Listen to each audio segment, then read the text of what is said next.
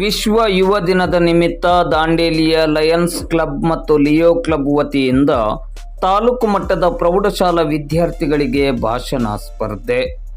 ವಿಶ್ವ ಯುವ ದಿನದ ನಿಮಿತ್ತ ದಾಂಡೇಲಿಯ ಲಯನ್ಸ್ ಕ್ಲಬ್ ಮತ್ತು ಲಿಯೋ ಕ್ಲಬ್ ವತಿಯಿಂದ ದಾಂಡೇಲಿ ತಾಲೂಕು ಮಟ್ಟದ ಪ್ರೌಢಶಾಲಾ ವಿದ್ಯಾರ್ಥಿಗಳಿಗೆ ಲಯನ್ಸ್ ಆಂಗ್ಲ ಮಾಧ್ಯಮ ಶಾಲೆಯಲ್ಲಿ ಕನ್ನಡ ಮತ್ತು ಇಂಗ್ಲಿಷ್ ಭಾಷೆಯಲ್ಲಿ ಭಾಷಣ ಸ್ಪರ್ಧೆಯನ್ನು ಹಮ್ಮಿಕೊಳ್ಳಲಾಗಿತ್ತು.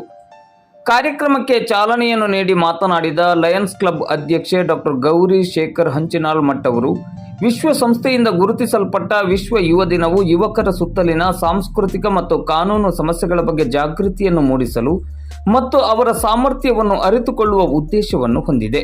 ಒಂದು ರಾಷ್ಟ್ರದ ಮಹತ್ವದ ಸಂಪತ್ತು ಎಂದರೆ ಆ ರಾಷ್ಟ್ರದ ಬಲಿಷ್ಠ ಯುವ ಶಕ್ತಿ. ಈ ನಿಟ್ಟಿನಲ್ಲಿ ವಿದ್ಯಾರ್ಥಿಗಳು ಸುಸಂಸ್ಕೃತ ನಾಗರಿಕರಾಗುವ ಮೂಲಕ ಈ ದೇಶಕ್ಕೆ ತಮ್ಮದೇ ಆದ ಕೊಡುಗೆಯನ್ನು ನೀಡಬೇಕೆಂದು ಕರೆ ನೀಡಿದರು. ಲಯನ್ಸ್ ಕ್ಲಬ್ಬಿನ ಕಾರ್ಯದರ್ಶಿ ರುಬಿನಾ ಇಮ್ತಿಯಾಜ್ ಅತ್ತಾರ್ ಮತ್ತು ಖಜಾಂಚಿ ಸುಮಂಗಲ ಚಿಕ್ಮಠ್ ಅವರು ಯುವ ದಿನದ ಆಚರಣೆಯ ಉದ್ದೇಶವನ್ನು ವಿವರಿಸಿದರು. ವಿದ್ಯಾರ್ಥಿಗಳು ತಮ್ಮ ವಿದ್ಯಾರ್ಥಿ ಜೀವನವನ್ನು ಸದುಪಯೋಗಪಡಿಸಿಕೊಂಡಾಗ ಮಾತ್ರ ಉಜ್ವಲ ಭವಿಷ್ಯ ನಿರ್ಮಾಣ ಸಾಧ್ಯ ಎಂದರು. ಲಿಯೋ ಕ್ಲಬ್ಬಿನ ಉಪಾಧ್ಯಕ್ಷೆ ಪಲ್ಲವಿ ಸನದಿ, ಖಜಾಂಚಿ ರಕ್ಷಿತಾ ಹೆಗಡೆ, ಮಾರ್ಕೆಟಿಂಗ್ ಚೇರ್ಪರ್ಸನ್ ವರದರಾಜ್ ಅವರು ಸಂದರ್ಭೋಚಿತವಾಗಿ ಮಾತನಾಡಿದರು. ಈ ಸಂದರ್ಭದಲ್ಲಿ ಲಯನ್ಸ್ ಕ್ಲಬ್ಬಿನ ಪ್ರಮುಖರಾದ ನೇಹಾ ನರೇಂದ್ರ ಚೌಹಾಣ್, ರೇಣುಕಾ ಸನದಿ, ಶಶಿಕಲಾ ಶೆಟ್ಟಿ, ಲಯನ್ಸ್ ಆಂಗ್ಲ ಮಾಧ್ಯಮ ಶಾಲೆಯ ಮುಖ್ಯೋಪಾಧ್ಯಾಯಿನಿ ಪಿಂಕಿ ಪಾತ್ರೋ ಹಾಗೂ ಸ್ಪರ್ಧೆಯ ತೀರ್ಪುಗಾರರಾಗಿದ್ದ ಗೀತಾ ಮತ್ತು ಫಬೀನಾ ಹಾಗೂ ಲಯನ್ಸ್ ಆಂಗ್ಲ ಮಾಧ್ಯಮ ಶಾಲೆಯ ಶಿಕ್ಷಕ ವೃಂದದವರು ಮತ್ತು ಬೋಧಕೇತರ ಸಿಬ್ಬಂದಿಗಳು ಉಪಸ್ಥಿತರಿದ್ದರು. ಭಾಷಣ ಸ್ಪರ್ಧೆಯಲ್ಲಿ ತಾಲೂಕಿನ ಒಟ್ಟು 10 ಪ್ರೌಢಶಾಲೆಯ ವಿದ್ಯಾರ್ಥಿಗಳು ಭಾಗವಹಿಸಿದ್ದರು.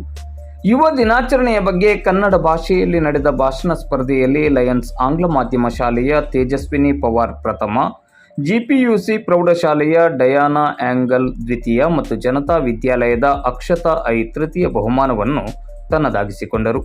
ಆಂಗ್ಲ ಭಾಷೆಯಲ್ಲಿ ನಡೆದ ಭಾಷಣ ಸ್ಪರ್ಧೆಯಲ್ಲಿ ಸೆಂಟ್ ಮೈಕಲ್ ಕಾನ್ವೆಂಟ್ ಪ್ರೌಢಶಾಲೆಯ ವಿದ್ಯಾರ್ಥಿನಿಯರಾದ ಅಫ್ರಾ ಜೈನ್ ಶೇಖ್ ಪ್ರಥಮ ಮತ್ತು ಕೀರ್ತಿಕಾ ಆರ್ ರಾಥೋರೆ ದ್ವಿತೀಯ ಸ್ಥಾನವನ್ನು ಪಡೆದುಕೊಂಡರೆ, ಜನತಾ ವಿದ್ಯಾಲಯದ ಸ್ಫೂರ್ತಿ ಆಲೂರ್ ದ್ವಿತೀಯ ಮತ್ತು ಬೃಂದಾ ನಾಗರಾಜ್ ತೃತೀಯ ಸ್ಥಾನವನ್ನು ತನ್ನದಾಗಿಸಿಕೊಂಡರು.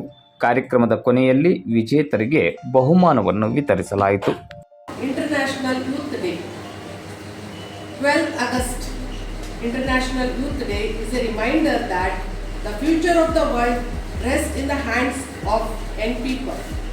So it is a day to celebrate your talents, your dreams and your ability to make a positive difference. Speaking about today's topics is not just about winning a prize. It is about finding your voice, expressing your ideas and inspiring others. I am truly happy to see so many enthusiastic participants here today, ready to share your thoughts and perspectives.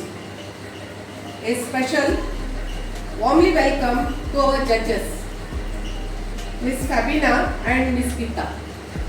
I request Neha Chavan to give the flower to Gita Mani.